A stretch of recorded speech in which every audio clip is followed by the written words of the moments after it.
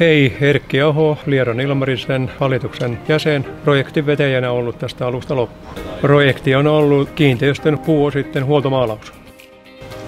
Valittiin Vajapuu. Ensinnäkin on paikallinen yritys ja se, miten kerroit, miten työn teette. Ja sitten oli muita vaihtoehtoja, mutta hinta oli semmoinen vähän, mitä itsekin ajattelin ja seurui kohdalleen. Siitä lähdettiin eteenpäin ja valittiin Vajapuu siinä. Ei sen kummempaa. No, Vajapuun löysin netistä, sieltä monta kohdetta otin esille ja sieltä 5 tuli muutakin, mutta Vajapuu sitten tuli otetua kuitenkin urakan tekijäksi.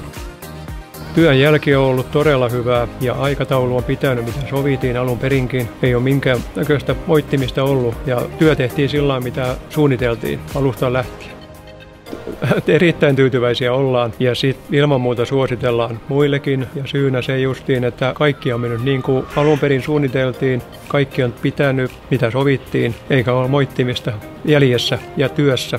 Työ tehtiin sillä alusta loppuun, mitä on sovittu.